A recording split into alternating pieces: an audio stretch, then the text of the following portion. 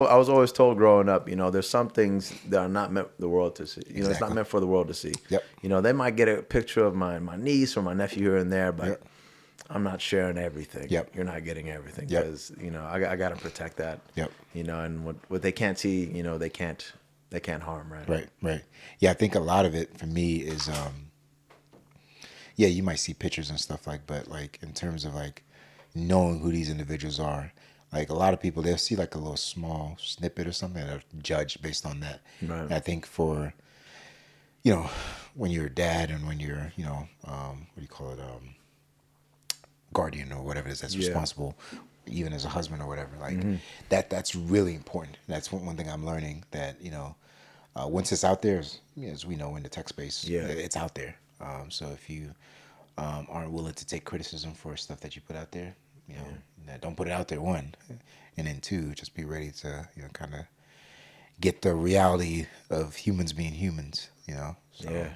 People are merciless on that. Yeah, man. It's interesting with online because I'm sure with your podcast, right? Yeah. A lot of people are hitting you up saying how much they love it. Yeah. And there's a small community of people saying, spouting nonsense. Oh man, what? Right? And it's like, Yeah. if we were at a restaurant or we saw each other outside, would you say that? Right. Yep. And 9 times out of 10, most people, they wouldn't. Yep. They wouldn't. And which is why even on LinkedIn, the most quote unquote professional platform, you have people spouting nonsense. Like I get it on my posts, like folks spouting nonsense in my comments, and I'm like, hey, thank you, appreciate the comment, have a blessed day. Because I know very well, if we met in person, you wouldn't have the galls, to say what you said. Because even you know what you said is bananas. It's crazy. It's BS. It's BS. It's nonsense. Yeah. Even you know what you're saying is rubbish, And Yep. so, with the internet, it's an interesting place because, people are very quick to criticize the people who are in the arena. Yep. But, if you ever, you'll never see them in the arena. You know what I mean? So Yeah.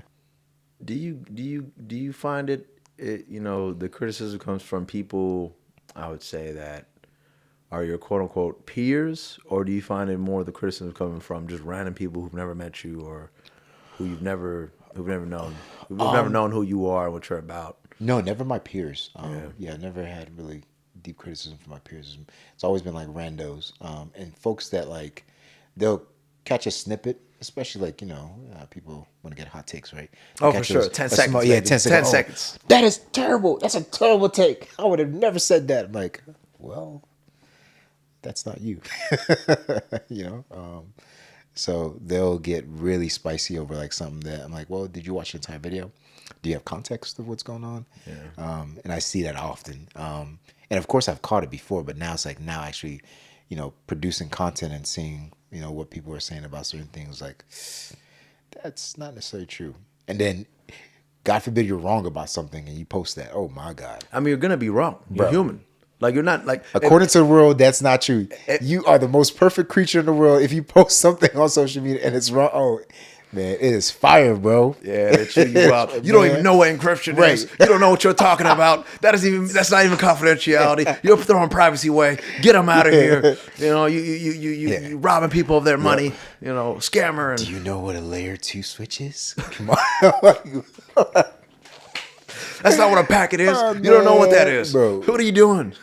And that part, like, I'm open to being wrong and being criticized for like being wrong, but from a constructive side. But when you're just like, when people try to tear you down for not saying the right thing every single time, it's like, bro, that's impossible. That's impossible. We're humans, man. So yeah, Curry can't make every shot, even though it looks like he makes every shot. Yeah. If Curry can't make every shot, that means you're gonna mess up, bro. You're gonna mess up. Yeah, man. So I think right now I'm just kind of getting used to kind of just that part, like where people are gonna say what they're gonna say, and my hope is, of course, we get to the 100,000 plus, which I think we will, eventually. How long your way, man? Yeah. I mean, look at this. This is Africans in tech. You got the whole continent on there, bro. Like, if this doesn't scream global, like that's as global as it gets. Like, thank you, bro. Thank you, man. Oh, are we ready, man? My bad. I've been rolling. Oh, you've been rolling, baby. Man. Side.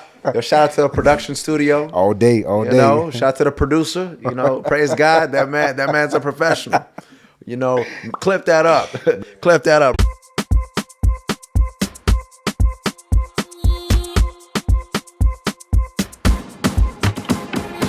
Hey, what up, fam? This is Sahr Lebbie, host Africans in Tech, where we're building bridges and shaping futures in tech. Got my guy Abdi today on the pod. Like all my guests, I pinged dude on Instagram. I was like, hey, bro, you want to be on the pod? He's like, for sure. And then, he pulled up on me. He's an Atlanta guy as well. So, Abdi, if you don't mind, just kind of doing a quick intro of who you are. Nothing really technical, bro. Just who you are, man. Yeah. So first off, thank you for having me, man. God bless your heart, brother. Appreciate the cool stuff that you're doing with putting, all of us Africans across the diaspora on the map, man. It means the world to me to see that, and we love and appreciate you for that. Yes, sir. And folks, my name's Abdi Mohamed. I'm fortunate and blessed to be here. On my day job, I'm just an engineer, and then on the side, I do speak as well. I talk about leadership, communication, and I love anime. I'm an anime enthusiast. Whoop whoop. You see the Kakashi shirt all day. My favorite anime right now it's two animes right now that I've been really getting into is both One Piece, and Solo Leveling. Okay, I haven't watched Solo Leveling. You haven't watched Solo Leveling? No. Adios, man. We gotta get you on Solo Leveling, bro. Okay. It gets active. Nice. It's on Flix. It's on Prime Video, but you can also, it's like you have Prime Video, you can also get on Crunchyroll. Same thing. So, okay. Yeah, so you're on Prime Video or you have a Crunchyroll subscription already. Look up Solo Leveling. Shoot me a call after you get done watching the first few episodes. I promise you. All right. Straight boxing. Hey, don't get me wrong, bro. Don't get me wrong. No filler, man. bro. All right. No talk. No fillers. No fillers. Wow. No fillers. Okay. Yeah, I've been on One Piece for a minute. So One Piece, how you like it so far? Man, One Piece is actually one of my favorite animes. And I think actually like my favorite anime of all time is obviously Dragon Ball. Well, there's Dragon Ball, Dragon Ball Z. Dragon Ball Z. Yeah. Right. Like Dragon Ball Z is like the goat of all anime, right? But I do believe with the way the One Piece is going. Right. I do believe as long as it is right, once it's all said and done, it's gonna be up there. Yeah. At least top 5 all time. Yeah, even now I think it's up there, bro. Yeah. One Piece is a beautiful story. Just watching a young kid, slowly but surely fulfill his dream, and realize that. And just watching the growth, the character development, and still staying true to who he is. That's what I like about One Piece. He's still a goofy guy. But now he'll beat the brakes off you. If you talk crazy to his people. Come on. Yeah. And I love how he's always about his people, his nakama, his closest companions, how he'll do anything to keep them, from harm's way. And just watching him, realize his dream with his people, with the people he started with. I think that's beautiful, man. Yeah, it is, man. Cool, man. I know we're kind of getting sidetracked a bit, but in terms of like your childhood and all that stuff, can you talk a bit about that, and then also leading into tech? Yeah, for sure, man. Childhood. So I was born and raised in the United States. So my mom was pregnant with me when she came here to the United States. And I was born here, and in San Diego, California. Sunny San Diego. And I grew up with a lot of siblings. So I have an older sister, and I have 7 younger siblings. So I have an older sister, 6 younger sisters, and 1 younger brother. Right. And growing up in the household, I was very fortunate to have both my parents alive to raise me. And I was very fortunate that they loved me and did the best with what they had. And I tell people, I grew up low income, but I grew up wealthy, man. Because my mom and dad loved me, and they taught me good character, good values. That's growing awesome, up. And went to elementary school out there. Went to college, graduated from high school, went to community college first. My original plan actually, was to become an economist. Before this tech thing, I loved the way economics, the concept of what economics is, and how the world works. How does trade work? How does federal government, how do they go about taxing people? What is done with that tax money? How do businesses go about, hiring people? Why are entrepreneurs so critical to a society? Right? Because they create jobs, not just value, but they create jobs. Right. And just understanding macro and microeconomics, eventually I was like, all right, I want to become an economist. So I was around, 2 years in during community college where I got my economics associate's degree. And I realized around that time, I was like, all right, I'm going to have to get my bachelor's and I'm going to have to get my master's. And if I really want to make good money as an economist, I'd have to get my PhD. Yeah.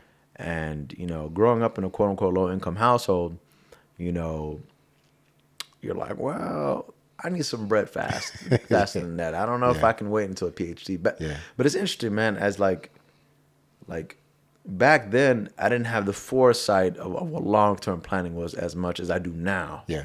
Right? Back then, you're like, oh my God, you're like 18, 19, 20 years old. Like, oh my God, 4 or 6 years in school, that's too much. Yeah. Now, at the age I am now, I'm like, well, actually, that's not that long. Like, it goes by fast. So looking back, I don't regret the decision of, no longer pursuing the path to become an economist. I went to university, San Diego State University. I transferred there. And I realized, okay, I want to do something in technology. Yeah. Technology is booming. It's the future. We use technology every day. No matter how technically fluent you are, you're using technology in some capacity. Yes, sir. So I'm like, all right, I want to do something in technology, but I don't know exactly what. So I changed my major to MIS, so Management Information Systems. Yep. So pretty much the study of how to use technology, information systems to solve problems, solve business problems. Yep. So I had, a mix of business courses and technical courses. Where was this at again? San Diego State University. State, okay. Go Aztecs. Yeah. Go Aztecs. And it was great. I had a lovely experience in college, university. And, I was fortunate, very fortunate, brother, that, it wasn't until my fourth year going into my fifth year that a friend of mine named Kevin, who was graduating at the time, he said, hey, Abdi, I have this IT assistant role on campus. Okay. It's open, and if you want it, let me know. That way I can plug you in with the VP of IT at the university at the time. Yeah. And, that was my first real IT job on campus. Before that, for 4 years, I was scanning medical records at a community health center. Okay. Shout out to my old man who gave me the job. God bless you. We love you, Dad. He gave me the job. He helped me get the job at a clinic because he was a cultural liaison at the clinic at the time. Yeah. He still is. And what a cultural liaison is, their job is to make sure that folks from the Somali community get access to the proper healthcare they need through translation, through onboarding, and make sure they have a smooth transition to the healthcare system out there, because that's dope. A lot of immigrants come to San Diego, and a big part, a good chunk of those immigrants are from Somalia. Yeah. And my dad, his job is to make sure every Somali patient, whether they grew up in America or they just immigrated to America, make sure they get the proper access to healthcare and ensure that their experience at the community health center, at the clinic, is a great one. That's dope. So my dad, he helped facilitate me getting that job scanning medical records. So I learned about HIPAA. Yeah. And I learned about compliance early on. So I was like from age 18 to 21 that I was learning about HIPAA. Yep. The compliance, how medical records need to be protected, PHI, all that good jazz. Yeah. And it wasn't until my fourth year doing that, that's when like I said, my friend Kevin reached out to me about the IT job on campus. And yeah, man, I got the job, from Kevin, because me and Kevin, we knew each other through, Greek life and student life, and love that guy, man. He blessed me with that opportunity, and I got that opportunity to be an IT assistant on campus. It was great. It was great. And mind you, this is me going into my senior year in college, fifth year, and I did everything. I did everything I could to learn as much as I can from the individual I was working for. Nice. So this brother, and he was a brother from the Virgin Islands that I was working for. Yeah. This brother was very, very knowledgeable in IT, and like he wasn't that person that just understood like one piece of technology. Yeah. He had range, man. Yeah. And his strongest expertise was Linux operating systems. Okay. And he was just telling me how, hey, Abdi, you should learn some Linux. Yeah. You know what I would tell him? I'd be like, I don't have time. I don't have time to learn Linux. Yeah. I got class. Yeah. I already took an IT course on this, that, and the third, this Windows course. I'm fine. Yeah. Looking back, that was a horrible decision. I had a subject matter expert in Linux operating systems right in front of me that I had access to, and I didn't take advantage of it. Man. I took advantage of everything else. Yeah. Right. But I think for me, for my learning and education, right, if I have any regrets, it's not learning Linux OS from him, because he was a professor too. For years, he was a professor teaching Linux operating systems at various universities and colleges throughout Southern California. Yeah. This brother was S rank. You know what I mean? Like S rank, Hokage level, man.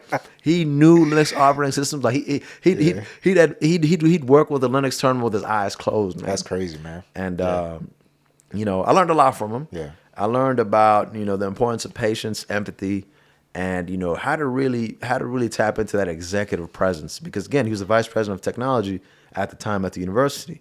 So, you know, being a VP of IT, a lot of your job is you know, working with people, leaning into their strengths and bringing the best out of them. Yeah. And I watched him do that in the most, you know, patient and you know, tactful way. Because as you know, right, as you move up within your career ladder, right, the higher you go up, there's a lot more quote unquote politics that you have to deal with. A lot more psychology, a lot more human behavior that you have to deal with, you know. And just watching him navigate tough conversations, watching that early on, that gave me a good sense of, okay, this is how it is. This is how it's operated at the highest level. Whether you want to become an entrepreneur, a business owner, or whether you want to become a lead engineer or like a C-suite executive, right? At the highest level, right? It's a different type of arena. It's a lot more quote unquote politics. It's a lot more body language. It's a lot more reading the room. It's a lot more, you know, navigating tough conversations, you know, while still keeping the mission focused at hand, you know. So yeah, definitely. Okay, dope, bro. Is this brother still teaching at I think he picked up a different position now. I don't think he's still teaching. He's last time we chatted was around late last year. I have to hit him up. I won't call. I think now he's more on the like academic affairs, education side of the house. Okay. So he's no longer like on the tech side of the house. I think he's like, all right, y'all got it. Y'all young folks got it. You know. So now he's just cruising, enjoying his later years, man. Gotcha. Okay. The one thing, if you get anything out of this podcast, don't be like Abdi and have a guy that's offered you Linux training for free. He offered for free. We had a subject matter expert for free. He said, matter of fact, like on the job, I will train you that's on the crazy, job. Bro. And I was like, yeah, but I got coursework. I want to do my coursework. Yeah. Don't be like me, y'all. Don't be like me. Be better. Be better. Yeah, that's what you, man. Yeah. But I think, like you said, you're doing well now. You live and you learn, and you know, hindsight's 20/20, all that jazz. But to me, the fact that you still were able to persevere past that and still doing what you're doing now is dope, bro. Yeah, man. I appreciate it, man. Praise God, man. I'm very fortunate and blessed, man. Awesome, man. So post that experience there, how'd you get, I guess, your first like official role? Yeah, good question. So I'll share this. So I got that role, right? The summer of 2018. Yeah. And I'm going into my senior year. And from June 2018 till late March 2019, right? I'm applying for jobs. Yeah. I'm not getting any offers, like at all. When you say applying for jobs, are you applying like 10 a day, 5 a day, 2 a day, 300 a day? More like 10 a week, maybe. Okay. You know, cool. I didn't do a good job tracking it. Okay. But it was a lot. Yeah. It was enough to make me cry in the car, you know? It was enough to make me feel like, wow, like all the homies are getting job offers. What's going on? Can I get one? Can I get one? Like, you got your homies coming in, you know, in January time frame, you know, saying, yeah, I got like 3 job offers from Google, you know, Microsoft, Facebook, you know, back then it was called Facebook, right? Yeah. Some people don't know that. They just know that's Meta. But you know, you got folks telling you left and right they're getting job offers, and it was a brutal 8 months. And I got to say, a good part of it was my fault. Okay. Because at that time I was a lot more stubborn. You know, I wasn't taking feedback very seriously when it came to my resume. Gotcha. You know, I took it personal. Yeah. I said, you don't know what you're talking about. You're just trying to come at me. Leave me alone. You don't know what you're talking about, right? Yeah. And, you know, I didn't do a good job of, you know, putting my ego to the side and having the humility to say, you know what, my resume is not where it needs to be. Yeah. You know, let me accept the help that I'm getting. Right. It took some time for me to get to that point where I'm like, hey, I'll take all the help I can get. Right. But I had a little bit of an ego, you know, because I'm like, I already have an IT position. I worked in healthcare. Yeah. You know, I'm doing IT for vice president of IT at San Diego State University. Yeah. I should be fine. Yeah. You know, but it's interesting, man, because you know, you could be the person blocking your biggest blessing. Not folks out there. Yeah, yeah. You could be the person blocking your blessing. Yeah. You know, and for a good chunk of that time, I was blocking my own blessing. Yeah. And eventually, I started to be open to the feedback from, you know, the person I was working for, the VP of IT and other mentors, you know, who happened to look like me. And, you know, eventually I put my ego to the side and I started receiving the feedback. I started accepting the feedback, you know, from folks like Phil Miller. You know, shout out to Phil. You know, he was one of the guys who played an impactful role during that time. Yeah. He was just telling me like, hey man, you know, if you want advice, you know, you got to not only listen to advice, but you got to apply the advice. Yeah. You know, you can't just ask for help, not execute on the information, and they say, oh my God, woe is me, how come nothing's working? Right. You know, so a good chunk of that time was you know, was putting my ego to the side and getting to a point of accepting that, hey, I'm not where I need to be, and that's okay. Yeah. Right. And understanding that, you know, just because I don't have a job yet, even though my other friends are getting jobs left and right, that doesn't make me a bad person. Yeah. Like we take that stuff personal, man. Yeah. Especially, you know, being African, you know, your parents, you know, you might not have come from a lot of money. Yeah. You might have, you know, family back home in Africa that are betting on you to do well. Right. You know, so you could take care of them in any capacity that you can, right? Yep. And, you know, that comes with a lot of pressure. And sometimes, you know, I think it's not productive to beat yourself up if you don't have a job yet, you know, during your senior year in college when folks are getting jobs left and right. It's not productive. Right. You know, you could feel bad for a little bit, but at some point it becomes really unproductive. Yeah. And, you know, it's not until, you know, with other folks around, like, hey, no, Abdi, you got this. Yeah. I believe in you. You got this. Apply the information. You got this. You're going to be just fine. You know, and going to the NSBE convention, National Society of Black Engineers, you know, shout out to NSBE. You know, at that time, you know, economy was a little smoother than it is now. The economy is real rocky right now, right? The economy is moving like the Titanic. It's going crazy. But back then, you know, it wasn't nearly as rough. And, you know, I was fortunate and blessed, you know, to get an opportunity when I went to the NSBE convention. And I had like, you know, 3-4 offers when I was leaving there. Nice. And I went from having no offers at all to, you know, 3-4 offers at NSBE. And after some contemplation, I'm like, all right, you know, I'm gonna get the job. I'm gonna take the job with the big GovTech company at in Florida. Okay. And you know, what was crazy looking back, man, I've never visited Florida ever, and I took the job in Florida. Wow. I took my bag, and I didn't visit. This from Diego, right? From San Diego. Yeah. So I didn't visit Florida. I just packed my bags after graduation a few weeks later. Yeah. Folks, it's been a pleasure. I'll send a letter in the mail. I'm going to see y'all later. I'm going to the other coast. Yeah. I went from one coast to another coast. Wow. And went to Orlando, Florida. And yeah, man, that's where the tech career started. Okay.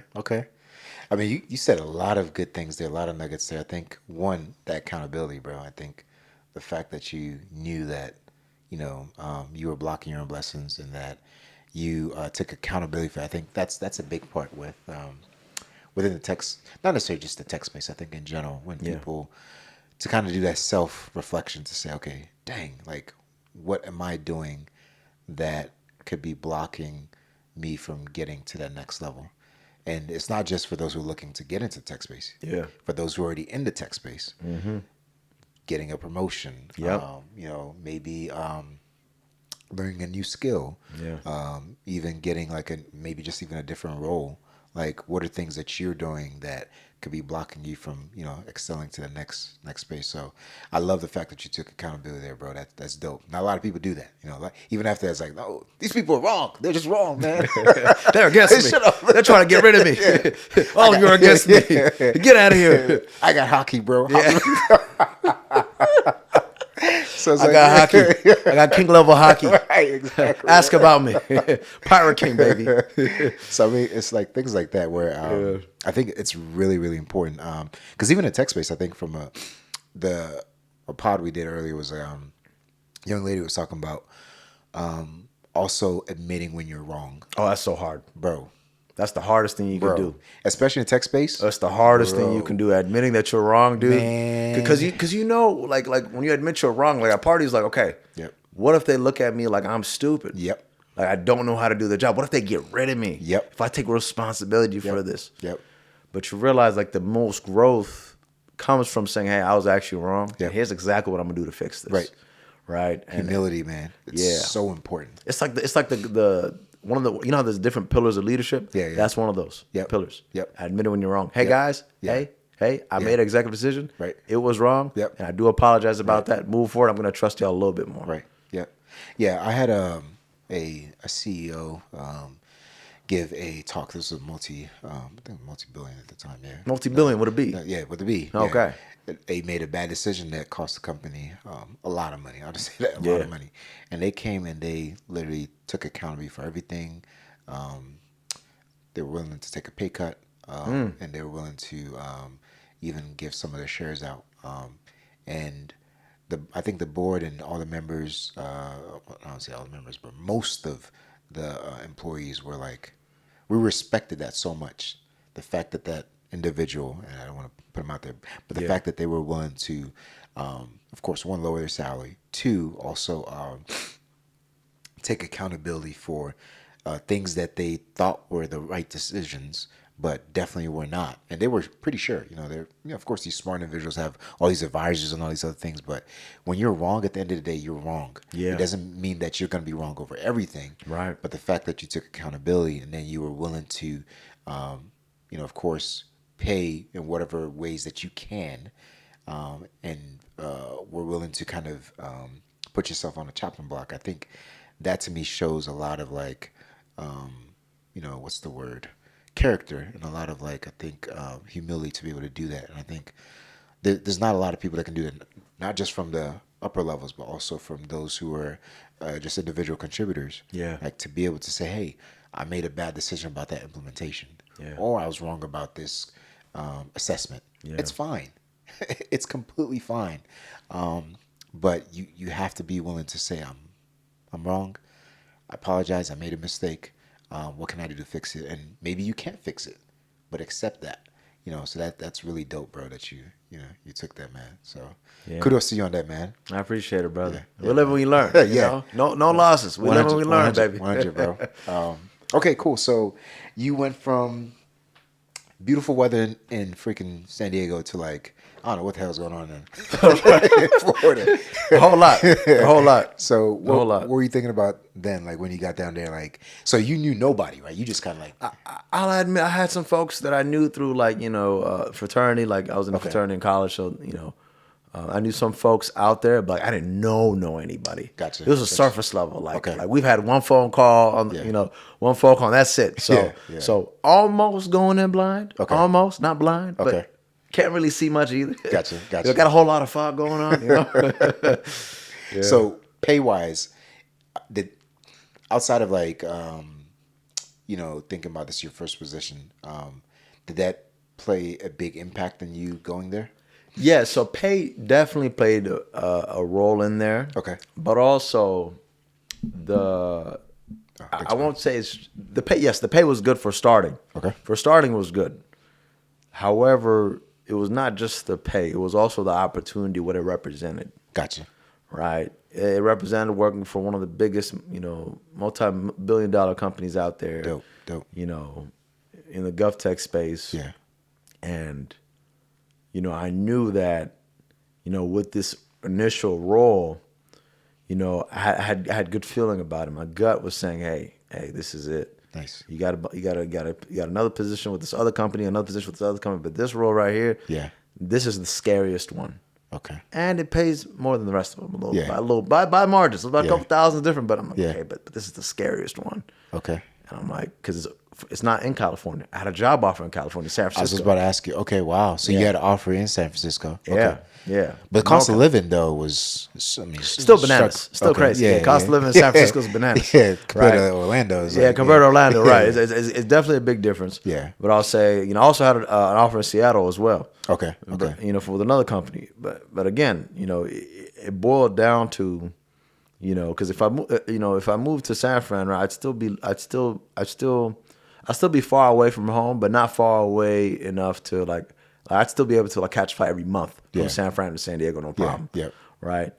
It wouldn't hurt your pockets much compared to Florida all the way to San Diego, right? So you definitely by yourself out there. So you're like, no family, family, and I gotta grow through this. Yeah, it was man. it was crazy, man. You know, when I first moved out there, because again, you got to remember, I come from, you know, a very, very big family. I have 8 siblings. Like mom and dad wasted no time. They got busy. Where were you in that mix? I'm the second oldest. Okay. Ooh, okay. I'm the oldest male. So everybody looking at you, man. They're looking at me like, wow, all right, well, make it happen. You know, what we doing? Yeah. You know, so, you know, it was scary because, not that many people in my family ever moved that far away. Yeah. And, you know, in my immediate family, I'm the first person in my immediate family to make such a big move like that. Yeah. It wasn't me just going to, to another state where there are a bunch of Somalis out there. Because, you know, there's a lot of Somali folks in Minnesota, for example, or Ohio. Yeah. Right? It wasn't me going to any of those states. I'm going straight to Florida. Yeah. We don't even know if Somalis exist in Florida. You understand me? Right? We don't even know. We've never even heard of Florida, right? And, you know, moving there, again, no family, man, you know, retrospect, it was worth it. Okay. But in the moment, you know, I definitely had a lot of growing pains. Yeah. I say growing pains because, you know, sometimes, like, you know, the toughest experiences we have, you know, I believe that God gives us those experiences to take us where we want to go to. Yeah. You know, that, you know, it helps us grow, right? And I remember, man, you know, it's interesting, man. I have a better relationship with my siblings today than I did when I was living with them. Can you believe how crazy that is? Yeah. And a lot of it's because, you know, I didn't have a lot of gratitude when I was with my family. When I was with my family, I couldn't wait to get away. Yeah. Right. And not like I hate them, but I just need my own space. Right. But you know, it didn't take long for me to miss them. Yeah. When I was living alone, and it made me realize, like, wow, like my siblings are a real blessing. Yeah. Even with my flaws and their flaws. Yeah. You know, they are truly a blessing in this life.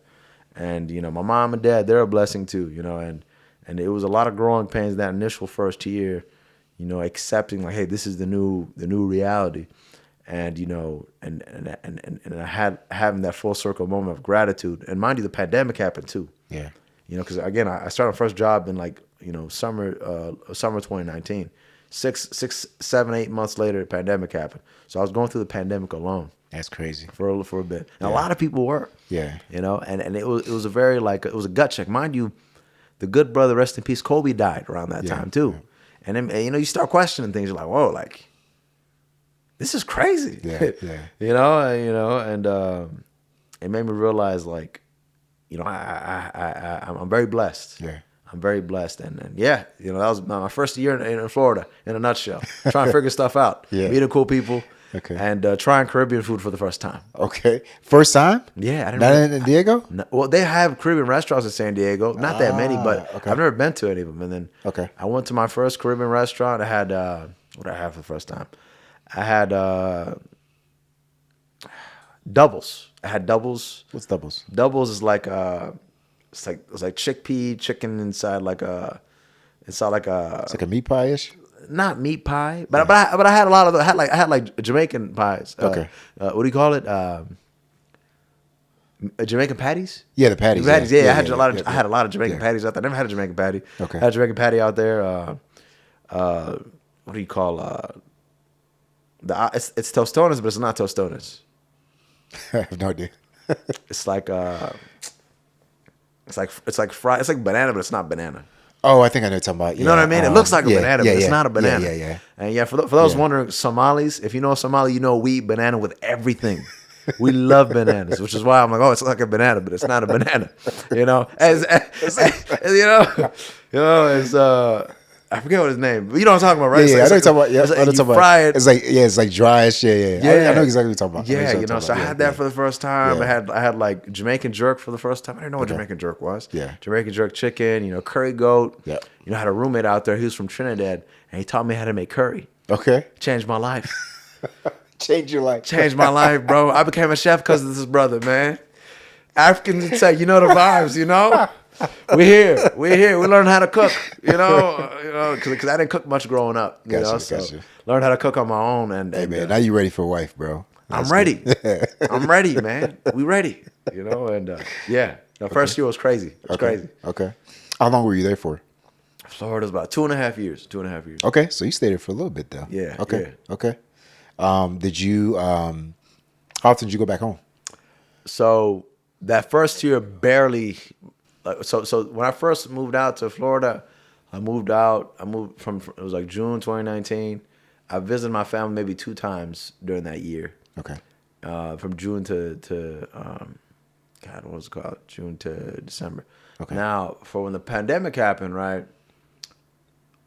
I didn't see my family for a good 9 months. Oof. 9-10 months. It's around that thing. A good 9-10 months. Because obviously the pandemic happened, right? Like, we didn't know what was happening. Yeah. Everybody was scared. People dying left and right. Folks who are older. My mom and dad aren't quote unquote old, per se, but it was just merely just traveling, catching something, bringing that to my family. Yeah. But that was kind of the scary thing there. Yep. And then obviously my older sister at the time, she's a nurse, and she's telling me about people passing away. I got friends we all got friends who are nurses.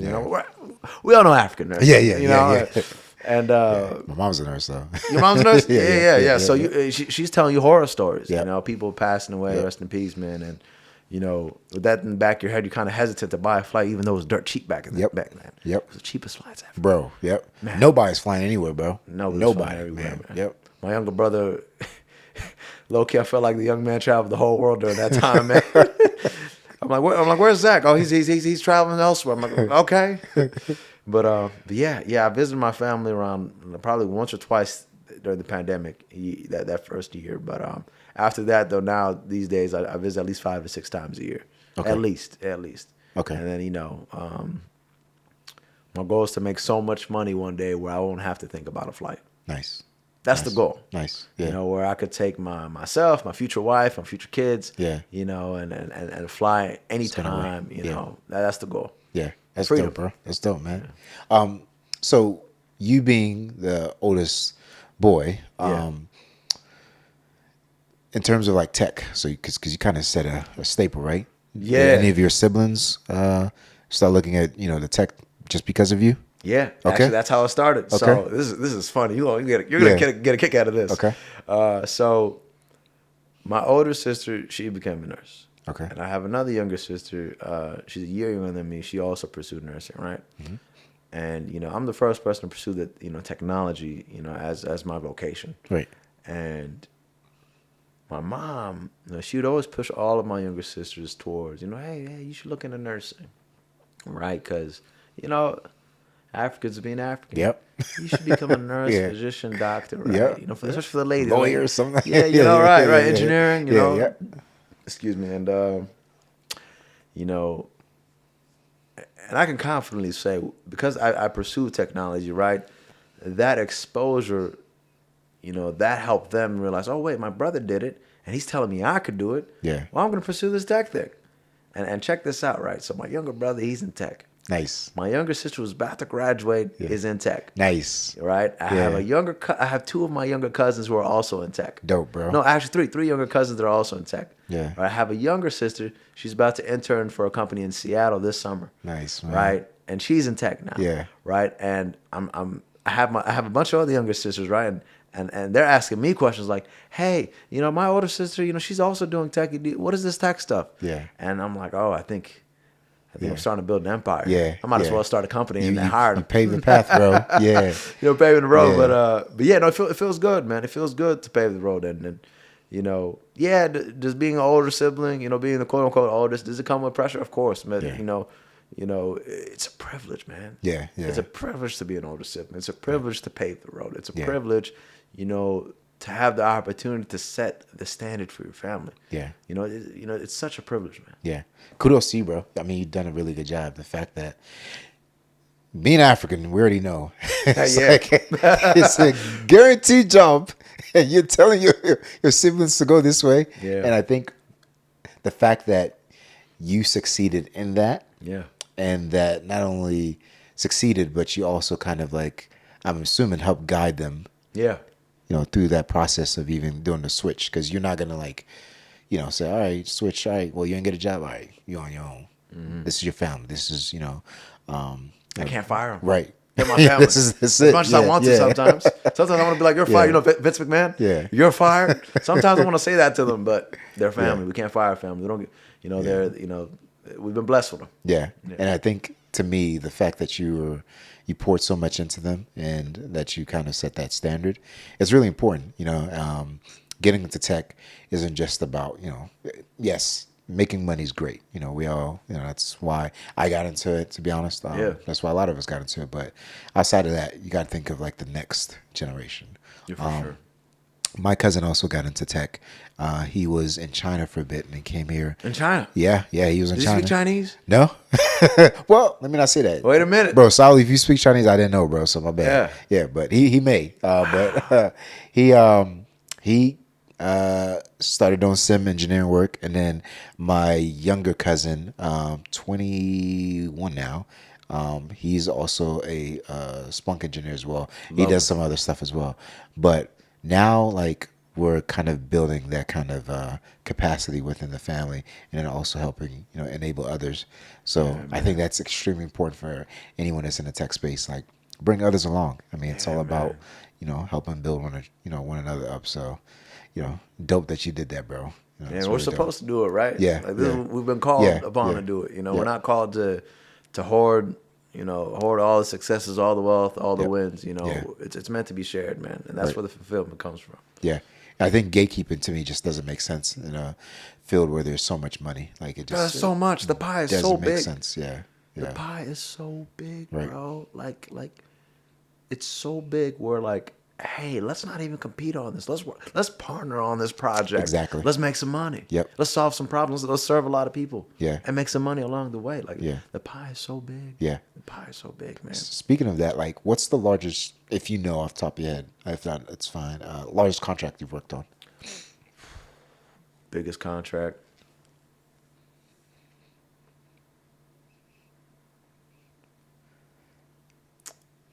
It's like pushing 200 million. Oh, wow. Okay. I'm asking because you're an economics guy too. Yeah. So that's why I'm asking. So from that standpoint, do you know the work that you contributed, how much you think, well, one, you know what you're getting paid, but how much you think it was valued based upon like what you were contributing to, like what you were getting paid? Well, did I know exactly how much? Yeah. Well, or even roughly, like. I didn't know how much. Well, these days I don't work on contracts. I'll say that. Yeah. I don't work on contracts. I do more of the enterprise IT type of thing. Yep. But I can say without a doubt what they were billing and what I was getting were night and day. Right. Yeah. What they were billing, and what I was getting paid, there was a large gap. And obviously that's how contracts work, right? They give you they give you a certain rate. Yep. Right, and they charge the customer a certain rate, right, and they get everything in between. Yep. But I could say the gap was astronomical. Yes. And that's how contracts work, folks. Yeah. Yeah. So the reason I ask that is because I think from an entrepreneur standpoint, which is something you brought up, like the importance of being an entrepreneur for those who are looking to get into the tech space and who are already in the tech space, kind of looking further ahead, like kind of building your own. Sort of lane. So whether you're consulting on your own, or whether you are subcontracting, or whether you're maybe a prime. Yeah, my bad, bro. I said 200 million. My bad. No, that's wrong. I just thought about it. 20 million. Sorry. 20 million. 20 million. Okay. 20 million. That was the big. Not 200 million. My bad, y'all. Chat. Don't eat me up in the comments. It's 20 million. That's the biggest contract I worked on. Not 200 million. My bad, y'all. I didn't have my coffee this morning. Take it easy. Nah, you good, bro. Hey, it's still big money, man. It was yeah. And still, the gap was still astronomical. The gap don't change. The gap I was putting in, the hours I was putting in, the value I was creating, and how much they were charging to come. Yep. It was still crazy. Yep. Yeah. Hey, what up, fam? This is Sahr Lebbie, host of Africans in Tech, where we're building bridges and shaping futures in tech. Just a quick reminder for those who've not yet subscribed to our YouTube channel, hit that subscribe button. You can catch all of our content, including our whiteboard sessions, where you will find our full-length videos on our channel. And hit that notification bell, fam. All right? Yeah. I think I talked about this on one of my other pods before where I worked on a $600 million contract. It's a 5-year contract. And I think the Splunk work itself was around like 12 to 15 mil. But the pay I was getting was nowhere near that. Yeah. But it's like you still do the work. Mm-hmm. And I was primarily responsible for doing the work for that. But at the end of the day, it's like, you do what you have to do to kind of make ends meet, but you also got to think past that. It's like, okay, how did these individuals, and I knew the CEO, I knew what, where he came from. Older guy, sharp, really sharp. Yeah. And he's been in business for a long time. He knows what he's doing. But he's seasoned. Yeah. But at the end of the day, he's still human. Mm-hmm. He still worked through the process, and he still was able to get the contract. So if he can do it, why can't I? Yep. And it may just take me some time to build up, but at the end of the day, I can do it. So I think for a lot of us who are in the tech space, I think it's very important that we look at kind of like that next level. And it may not be by yourself. It may be like partnering, It's very important. Like, I don't have the skill sets that you do in regards to like compliance and things like that. Yeah. I've done that work, but that's not like my specialty. Mm-hmm. Why not hire somebody that's their bread and butter? That's what they do in and out. Yeah. So I think a lot of times we try to like do a lot of this stuff on our own, and the whole premise of like Africans in Tech is literally it's a community, right? And we need to start thinking more like community and how can we bridge the gap and work with one another to kind of grow. Yeah, so. I couldn't agree with you anymore, bro. Like Jordan doesn't get his 6 rings without Scottie, man. Yeah. Yep. Kobe doesn't get his rings without Shaq. Yep. LeBron doesn't get his rings without Kyrie, without D-Wade, Chris Bosh, without Anthony Davis. He doesn't get those rings. Yeah. Yep. And I try to emphasize this whenever I talk to people, mentor people. Life's a team sport. Yep. Business is a team sport. Yeah, man. Get good at identifying people you want to work with and being a good teammate. Yeah. That's how you win. Strengths too. Like, I think that's a skill set, knowing people's strengths and being able to utilize their strengths. That's one thing I'll say about like all the good managers and all the great CEOs. Like they know what their limitations are. Yeah. And they also know where they got to fill in those gaps. And they also know the limitations of even their staff. Yeah, that's next level leadership right there. So when you know that and you know kind of where to cover down on, that's when you can start scaling at a greater level. One guy I work with is based in Miami. I talk about this guy all the time. Makes $200 million a year. Man. Sharp. Man. The largest reseller in of computers in South America. And he calls me to this day, like from time to time, like, hey, I need help with consulting with so-and-so client. They're looking to be able to monitor XYZ. Can you show them like what needs to be done, blah, blah, blah. Yeah. Pays me like $1,000 like for like 30 minutes or something like that. But what a great human being. I'm telling you. He's a good man. Continue to do it. Please, AJ. Please continue to do it. That's a legend. Yeah. But at the end of the day, it's like he knows exactly what he's doing, and he's extremely, extremely bright about not only identifying like the needs, but also identifying the individuals that can actually fulfill those needs before, the question or the need even arises. And to me, he's always prepared. And I think oftentimes, like for the entrepreneurs that don't really succeed, they're not really as prepared for like that moment coming. Yeah. Like the ones that are really succeeding in those spaces, they're always thinking about like the next level stuff, what's coming. Like, how do I get, this into position, knowing that this is kind of where our shortage lies. This is where our deficit is when it comes to like fulfilling certain requirements. Whether it's from a government contracting standpoint, from fulfillment, whether it's services, whatever it is, like there's a lot of areas where that you may be lacking. How do you fill down on those areas before that question even comes up? And that's what they did very well. And my hope is that for us that are looking into those spaces before those questions even come, that we're looking at answering some of those questions in advance. So, all right, I kind of, What a bar. Oh, my God. Clip that bro, up. Stop that. I'm rambling a lot right now. Yeah. All right, so Florida, 2.5 years, and then you decided to come to the great city of ATL, right? Right after that? Okay. Yeah. All right, why ATL, bro? Man, got an email from one of my VPs, not directly to me, but to the whole enterprise saying, hey, we got big job opportunities, big contracts in Atlanta. Yeah. And we'll sweeten the deal. Okay. And, there was a bonus, and also it looked like a promotion. Okay. Like a reload bonus or just like a bonus? Reload paid, and on top of that, on top of the reload. Nice. Some good change, Okay. And he licked his lips. It must have been nice. Man, it was good. It was good. And on top of that, they looking at where I was at and looking at what that next job, what that would look like. Yeah. It looked like a quick promo, not quick promo, but it was a faster promo. Okay.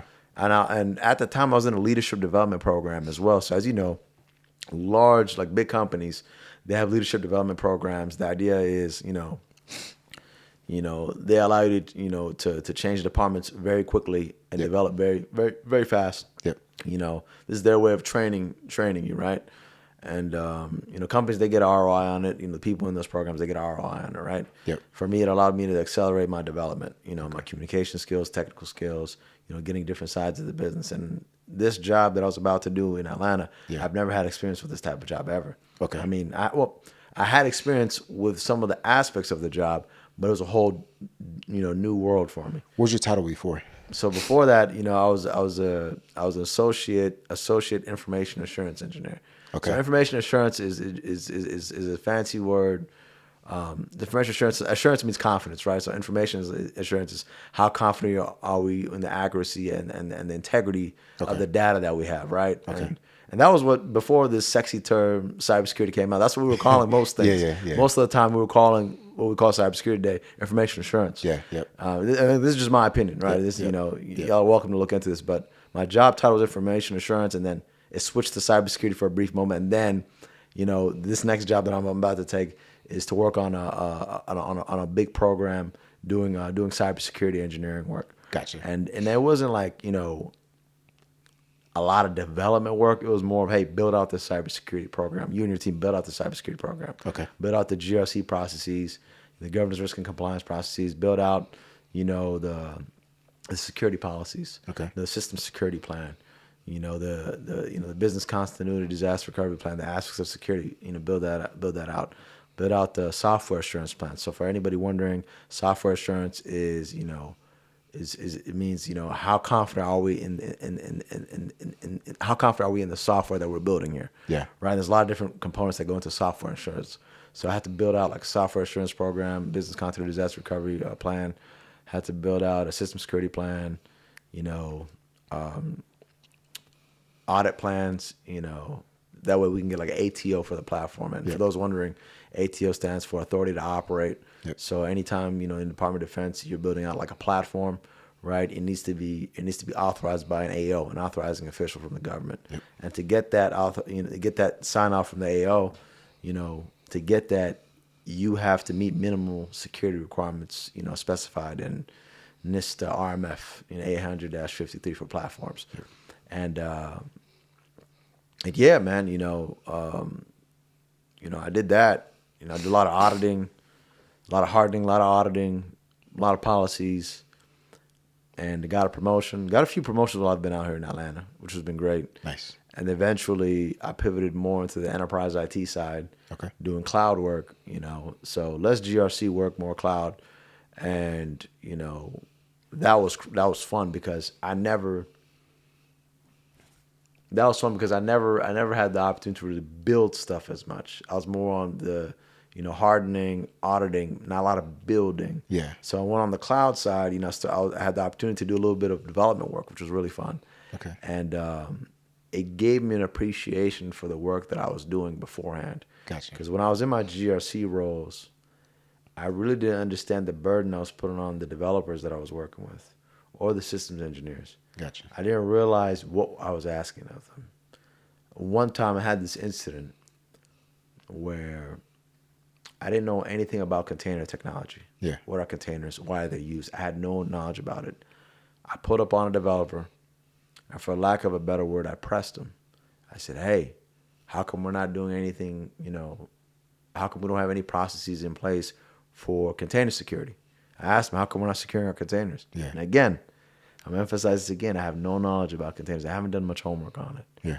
Right? And he hit me with a question. He said, hey, when you say container security, what do you mean? Do you mean securing the container host operating system? Do you mean securing the container runtime engine? Do you mean securing the container, image repository? What do you mean by container security? Right. I didn't have an answer for him. I didn't have an answer for him. Yeah.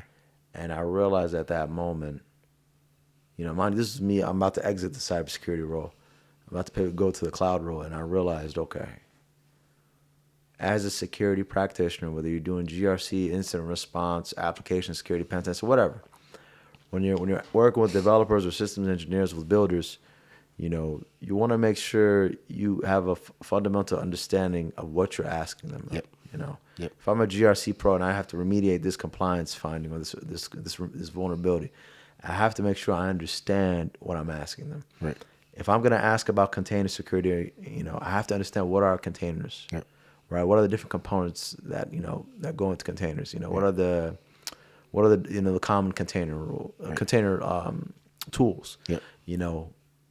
Again, I don't have to be the expert. What even platform are they using? Like, those simple things. Yeah. Are they using Kubernetes? Are they using Docker? Are they are these OpenShift? What are they using? Right. And just understanding at a fundamental level how they work. Yeah. Again, I don't need to be the expert. Right. But I need to know how they work. That way, I can advise on risks from a place of education and confidence.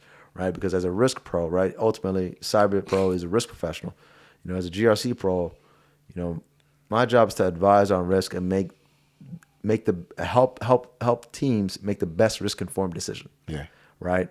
It's one thing to make a decision, but the best thing is to always to make a risk informed decision. Right. Right. And it's as a GRC pro, it's not fair to the developers or system engineers that you're working with to advise them on technologies that you don't understand. Right. Imagine if I'm advising you on how to secure your cloud and how to mitigate risk in your cloud. Right. But I've never logged into the cloud before. Right. It's going to be a long day. Yep. It's going to be a long day, and that's not fair to them. That's not fair to yourself, and that's not fair to the customers that you work with. Right. Right. So it was a hard lesson that I learned, and I took that with me when I started working in the cloud world. Yeah. No, that's dope, bro. And again, I mean, this goes back to character-wise, like who you are. Like, I think it speaks to a lot of you taking accountability. Yeah. About stuff that you weren't aware of. Or Yeah. maybe ignorant of, and then you're like, let me go learn about this. Let me make sure that I don't just say anything to say anything. Like the guy that asked you that question about whether it's the image, whether it's the actual the host itself that's sitting on, you could be like, well, just protect it all. Yeah, Like, yeah. Something like that. Like, Yeah. what does that mean, bro? Yeah. Like, so it's things like that where I think oftentimes I got to step back, just be like, I don't know. Let me go find out what's really needed. You may have a scan that may run that tells you, okay, maybe this library is outdated. Yeah. Don't say everything is broken. Yeah. But maybe it's just a library that just needs to be fixed. We like doing that security. We like saying everything's broken. Secure it. Right. Secure it. Man, It has to be secure secure. it all. Secure it all. Yeah. 100%. Unplug it. Unplug it. No, it's too risky. We can't use cloud. It's too risky. Yeah, man. And now you have like these things like mesh systems and stuff like that. Yeah. Like maybe something within the mesh system is like it's just a specific component that needs to be patched. But I think oftentimes like people don't try to like understand like the nuances behind it. They just throw a lot of buzzwords. You know? And these are people that actually work in the tech space. Like these are people like are supposed to be senior level engineers. And to me, like I love people that take accountability. Like, bro, I don't know. Like, I'm not quite sure like how that works. And whether you've been in like 15, 20 years or you've just been in for like, a couple years or you're a newbie, that is a skill set that everybody wants. Yeah. Everybody wants somebody that's willing to take accountability for stuff that they're not sure of. And, throughout this pod, you've just been, talking a lot about that. And this is, it's like a emphasis again, just on who you are as a person, and that goes a long way, bro. Don't undervalue yourself or underscore like that characteristic, man. That's dope, bro. So I appreciate it, man. I appreciate it, and it's crazy, bro. Like when you start learning how technologies work, and then you're advising on those things, the developers and engineers that you work with, right? They don't see you as an quote unquote enemy. They see you as a partner. They see you more of as a partner. Yep. Because we're speaking the same language. Yep. right? I understand how cloud works. I understand how compute networking and storage work. I understand the core services in AWS. I understand you're using these core services. Yeah. All right, what are we doing to secure these core services? Have we done this? Have we done that? You can have an educated conversation. Right. And, you realize, humans are humans. Yep. And, you want to make sure that you're speaking the same language, and you're also, you let them know, hey, I got your back. Yep. I want to see you do well. Yep. I want this product to get out the door just as much as you do, and I want to see you do well. Let's work together on that, and that's literally how you. That's how you get the promotion. Yep. That's how you get on the high visibility project. Yep. That's how you win the next contract, right? It's coming from a place of from a humane place. Yeah. Not just from a selfish place. Right. We all have our selfish goals, but Right. when you come from a humane place, when you approach it like a human, Yeah. a lot of magic happens. Yeah. I started working with probably microservices maybe like 2-3 years ago, and I started asking a lot of questions around like, how does this service work? I was like, I don't know what the hell this is. Yeah. I was like literally like, how does this work? How does this network with this other application? How is it like, what ports is it using, like, and how does it even communicate? What are like the back channel things that are happening? I had no freaking clue. There's a whole lot going on, Bro. Like the way that Joe, the way that Joe P, like, I don't want to put his name fully out there, but the way that he explained it to me, he's just like literally just like, okay, you take this and you're able to connect to this, and he basically talked about how he set up the whole mesh network and everything.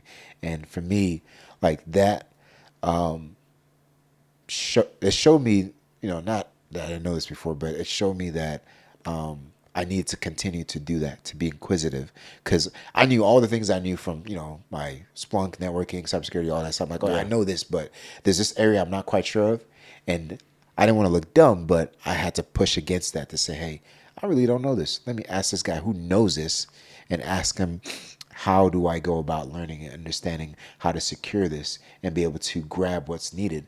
And then also from false positives, you don't want to be like looking at stuff that's nonsense. Like, hey, bro, like, why are we monitoring that? That's always gonna gonna flare up.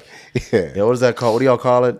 Folks who do instant response, like alert fatigue. Yeah. When you're just staring and you're just like, it's a bunch of alerts, just dumb stuff. It's like, bro, that's always gonna be there. Yeah. So that's one of the things I did not want. I'm like, because I built socks before. I'm like, I don't want to build an alert or build threats or models that like are just that no one's using, and if they get alerted on it, it's like just useless and just redundant information that it's behaving the way it's supposed to behave. Yeah. And I think oftentimes like we don't take the time to kind of just reflect and go back and say, hey, okay, let me just really understand the full picture and then break it down in chunks. And what you did there, I think, is what everybody should be doing. Like going back, asking the developer, how does this work? And then kind of stepping back when he gives you his feedback on it, say, okay, do you know what you want? And then you go back, okay, let me first find out what the heck it is that I do want, and then ask the right question, and then that way you'll get the right answer. So that's dope, bro.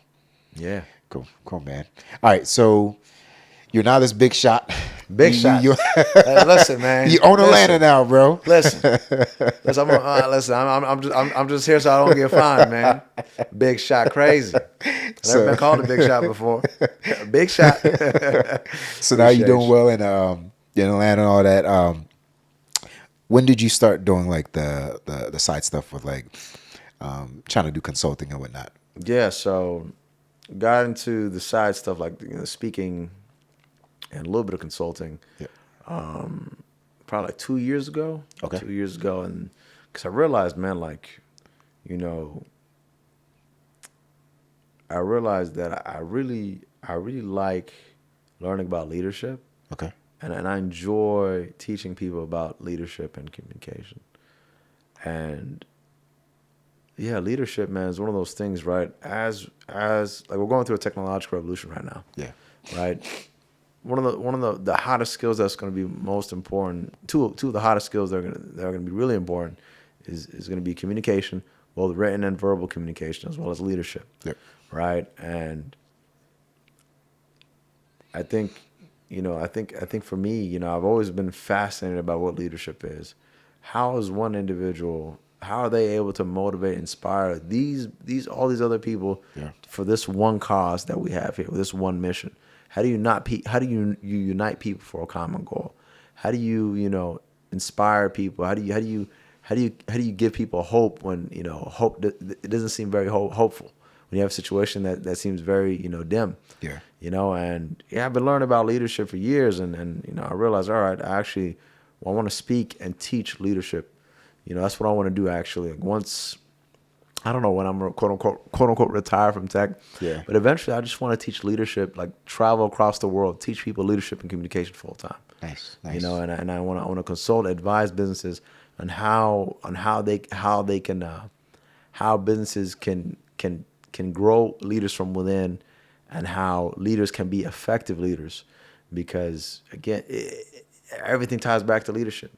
Right. Your career, your household, your everything that you do, your job, your business, it all ties back to leadership. How do you become an effective leader? And I really believe that you can lead from any position. Leadership is not a title.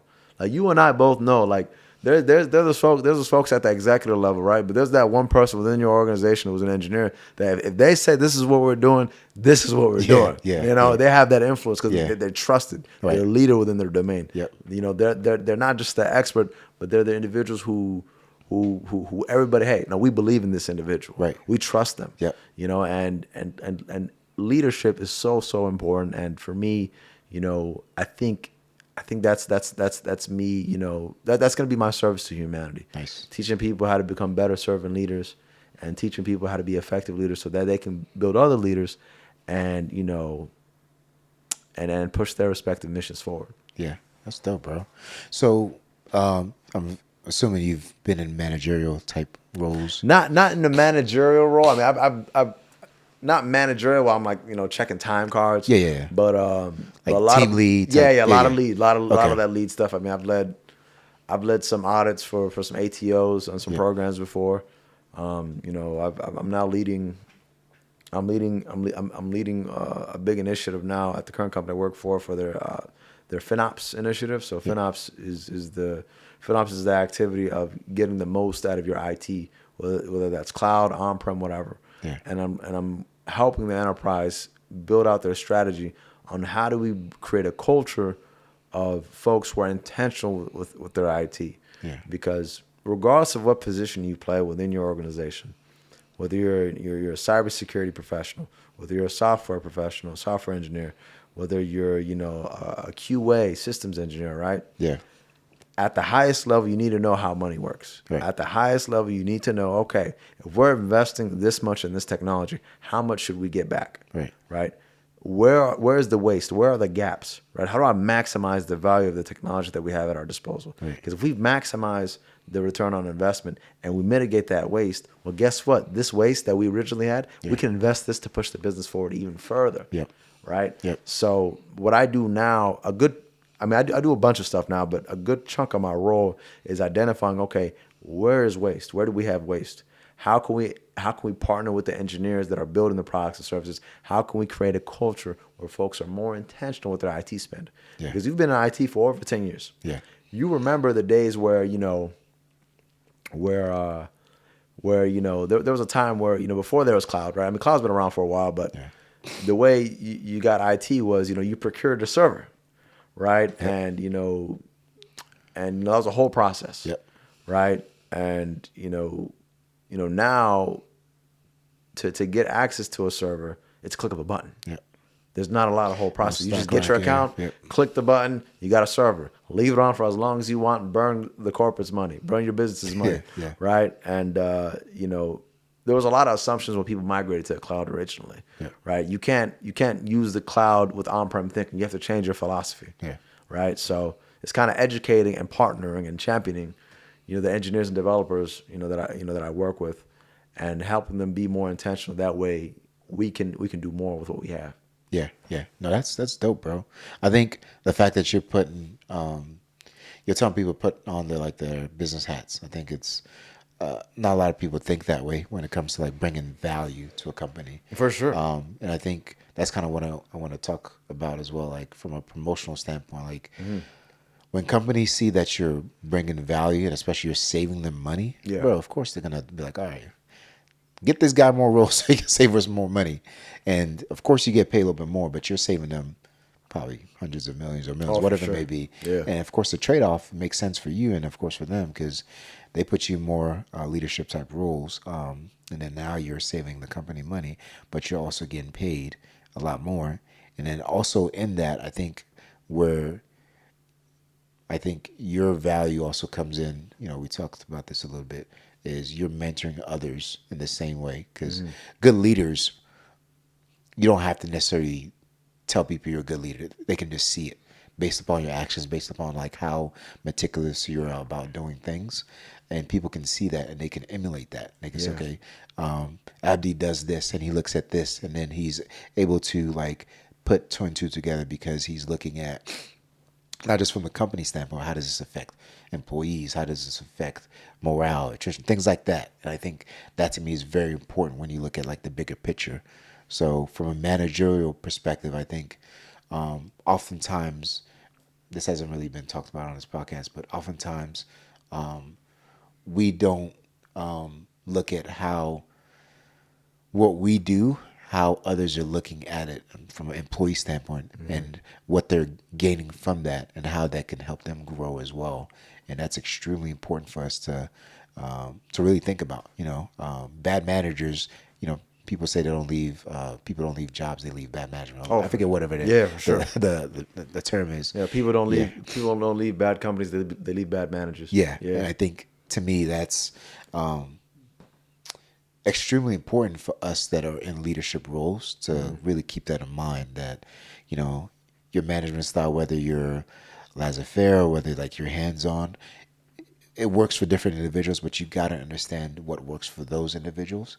And you also have to know like what you're actually projecting out there, because you're not just projecting just for yourself, you're projecting for the company as well.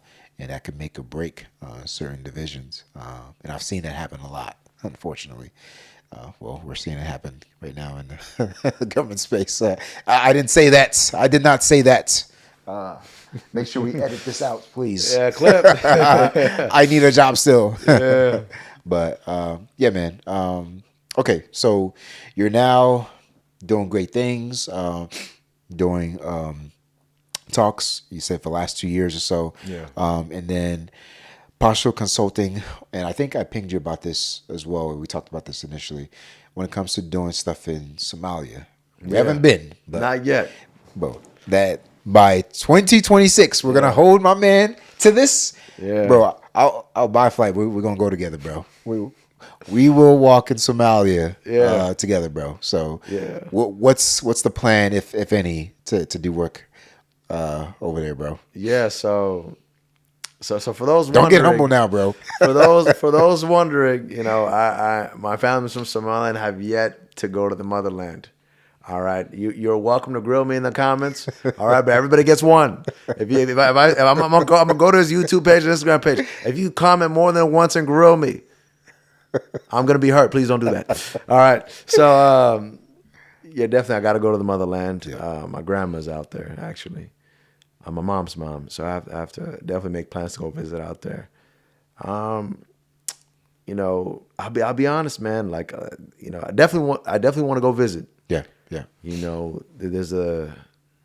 There's definitely some fear just because of the nature of the work I do. Okay. Clearances and all that good jazz. But also,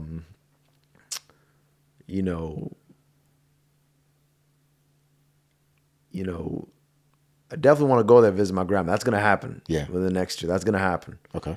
Now, as far as building stuff out there, like building infrastructure, man, like a part of me, I flirt with the idea. Yeah. I flirt with the idea, but I'm like, all right, let it go. You don't want to do all that. But you're not ready for this. Let it go. But,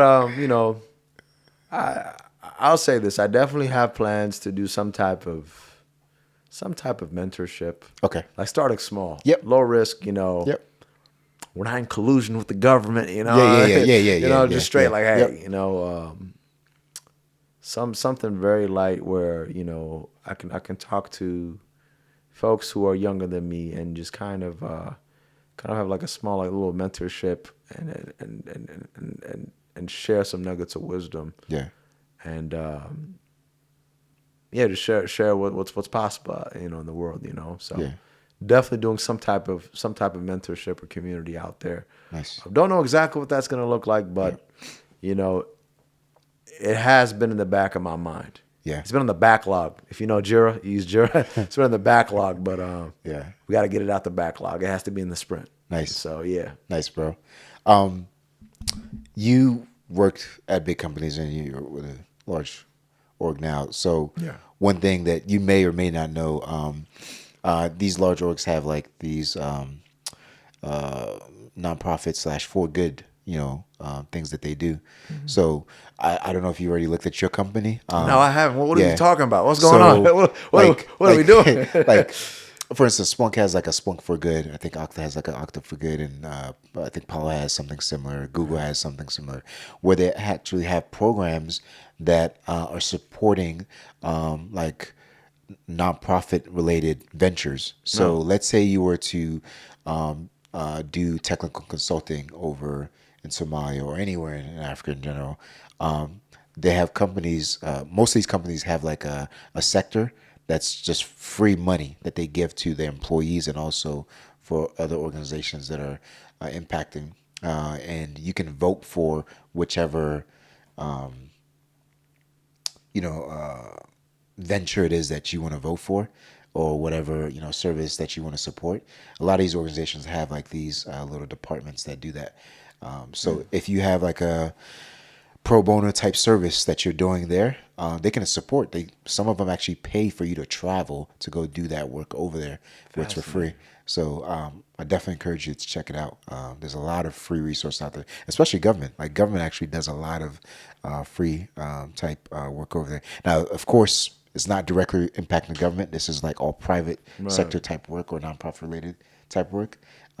There's a lot of free money and a lot of free resources out there, and a lot of free initiatives that not free, but a lot of initiatives that can be supported for free by these organizations. So definitely look into that, bro. Interesting. So, I'm not. Yeah, let's keep this conversation going. This is fascinating. Yeah. Africans and tech people. Wow. The more you know. Yeah. I'll send you a couple of links where they have like all these for good type services that they do. I definitely know Oracle has one. Splunk, Okta, Palo, I think has one. Google has ARM. Facebook also has one as well. So any big multi-billion-dollar organization, I'm 95% sure that they have something similar. So Well, but yeah, the plug. Yeah, you are the plug. I just help out where I can, man. You know, and a lot of this stuff I learned just from asking questions and people just who are more knowledgeable say, hey, look at this and go this route. So. Fascinating. Yeah, I'm bro. a fan, bro. You got to put me on, man. For sure, man. All right, we're getting ready to wind down a bit. 5 years from now, what's Abdi doing, bro? Man, 5 years from now, I'm married with 10 kids, man. 10 kids? If it's possible. Man, you scared of the woman that's just looking at you, man. Listen. I'm 10 joking. kids. 5 years from now, I see myself being a respected thought leader in the leadership space. Okay.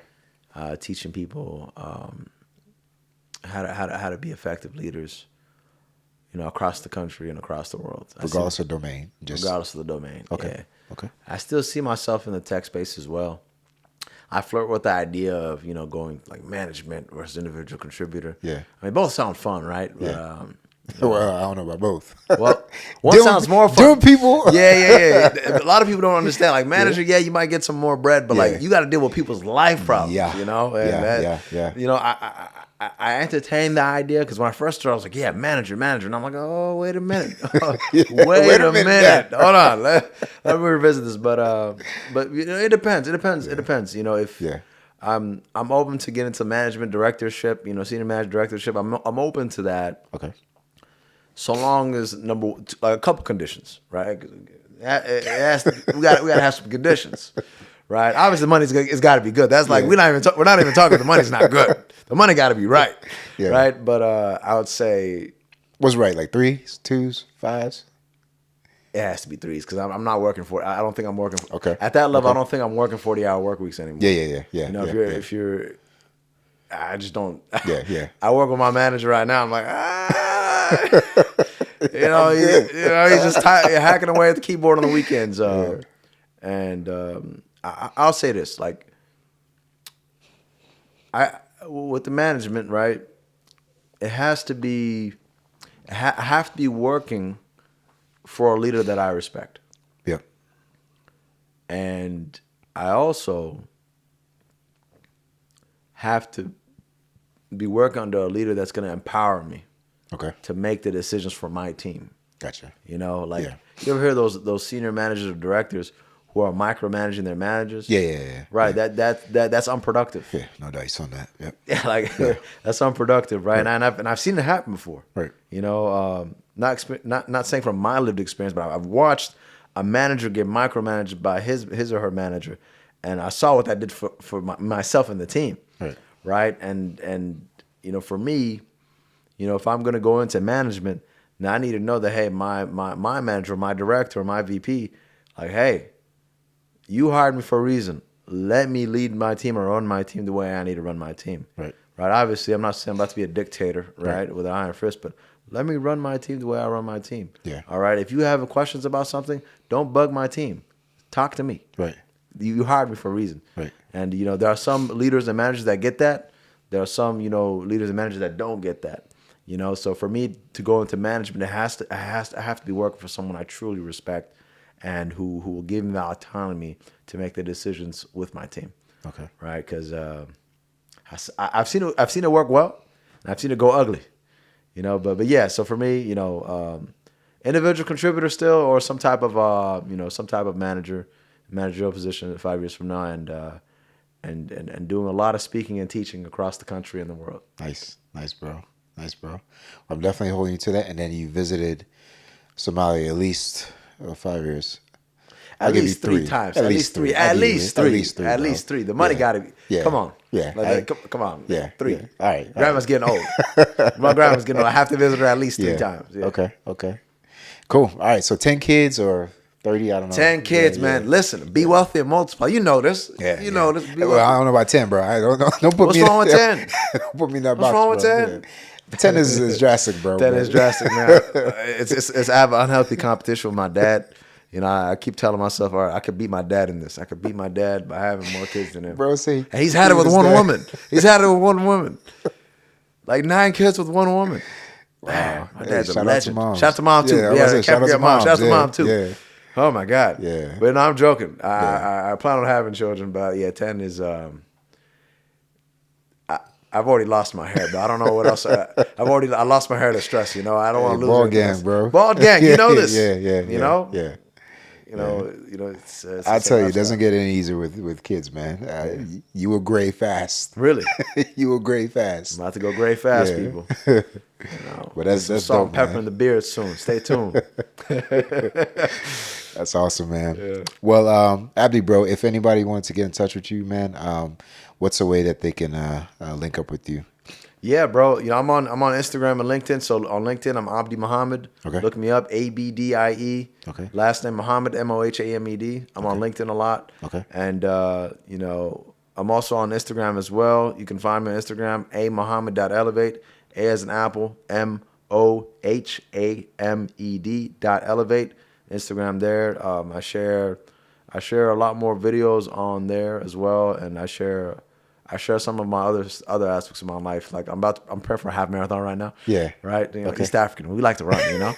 And I'm preparing for a half marathon in San Diego right now, so I'll share some of that stuff. And I post on Instagram, LinkedIn relatively frequently.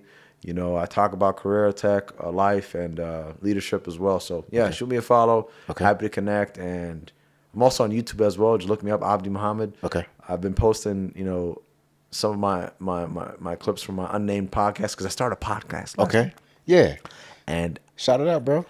I'll be honest. I never finished. I made like 5 episodes, and I'm like, all right, this stuff isn't perfect. I ain't doing this no more. It's done. It's not perfect. Yeah. And I realized like that's the horrible way to look at it, yeah, right? You're supposed to just keep going. Yeah. Right. And I'm finally releasing episodes. I record like 5 or 6 episodes, so I'm releasing that right now on LinkedIn, and Instagram. Good stuff. So, but yeah, check out my YouTube and check out my Instagram and LinkedIn. I drop, clips of my podcast. Am I ever gonna pick it up again? I don't know. Yeah. I don't know. I'm not in a season of podcasting Yeah. right now. I think I'm in a good season, just in a different season. Yeah. But who knows? If this does well, if this does really well, I might pick it back up. Who knows? Stay tuned. Africans in Tech. You know the vibes. Subscribe, follow, show love. Tell your mom, tell your aunties, tell your parents. Africans in Tech. We here, baby. Bro, the best promoter ever, man.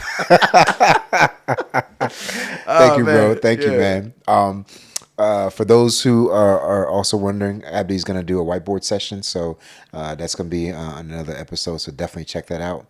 Abdi, thank you so much, bro. Really appreciate you coming on the pod, man. Show, man. And as always, if you are curious about any information about this episode, whether linking up with Abdi or any other questions that you have outside of that, you can hit us up at africansinTechnology@gmail.com. Again, it's africansinTechnology@gmail.com. Anywhere that you're watching this. My name is Sahr Lebbie, and this is Africans in Tech, where we're building bridges and shaping futures in tech. All right, fam.